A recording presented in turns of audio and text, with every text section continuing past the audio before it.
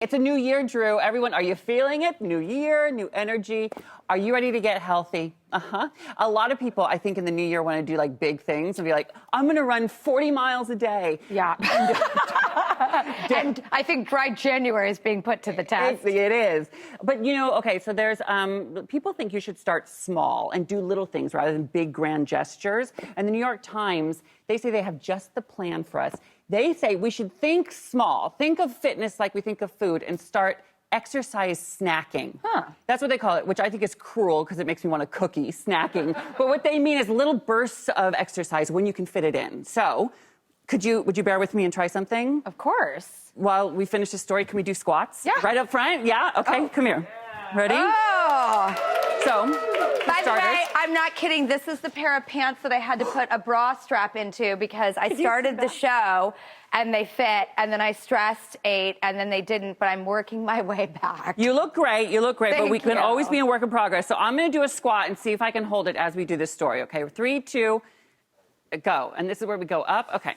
Scientists say even little bite-sized 4-second bursts of activity can have a huge impact on your health. So instead of reaching for a salty chip, you can just, do a wall sit. What's a wall sit? Oh, it's like when you go back and you do... Oh, let's do those now. Okay. Ow. I'm not doing that. I'm going back to the squat. My glutes are on fire, which is great. They say when you're on like a phone call or Zoom, you can hold like a yoga pose. Oh, yeah, like a tree pose. Okay. Or you can just... Oh, I could do it. Right? For a second. For 1 second, I could do it.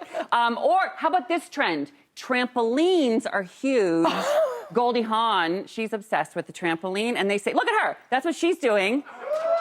Okay, now that is a woman after my own heart. That looks like a clip from our show. Right? No, she could totally do that here. And NASA says that trampolines burn more calories than jogging. Yeah, but what? Does anyone out there have a trampoline? So I got one for my kids during the pandemic because I was like, I'm sorry you can't do anything, see a friend, go to school, but here's a small trampoline and you can bounce your way to happiness. Here's what ended up happening. Every day they asked me to jump on the trampoline with them and bounce them. And I'm so old and rickety at this point. I'm so afraid I've slipped a disc. Listen, I'm 45. I carried 2 children. There's a lot of relaxant that goes on in the body. And it's like, I'm so worried to damage myself. So to any parents out there who have to find excuses not to get on that trampoline, I wish I was Goldie Hawn. Can we get one here, please? I want to jump up and down. I'll get you a trampoline, Ross. Thank God. Tune in next week, everyone. Okay. Speaking of fun romps. Yes. Oh, yeah, I said it. Bridgerton. Okay. I saw you Instagramming about this show all week, and I was like, should I be watching this? Okay, so I asked you, and you said you're how many minutes in? I started 6 minutes, and then I don't know if you saw the news, some stuff started. So I was watching that. Yes. But now I don't want to watch that anymore, so I might watch this. It's funny you say that, because I do think in the timing is everything, as I spoke about earlier in the show with Haley Steinfeld, is the timing of the show couldn't be better. Yeah. It's, if you want a break, this is where to turn into, and everybody is. It's breaking records on Netflix. It is not something, ironically, Sammy Sullivan, one of our news producers, watched it with her parents. I'm like, how did you watch this with your parents? Eventually, think they had to leave one had to leave the room. But it's so hot, it's so steamy, and it's like, I think it might have single-handedly gotten me back on a dating app. I was like, I am alive. Yeah, you still got it. Wow, Bridgerton. Okay, because it is so hard to get me to binge watch a show. There's so much on. It's like, it's easier to get a mortgage. I need like letters of recommendation and everything. So does it have it has beautiful people?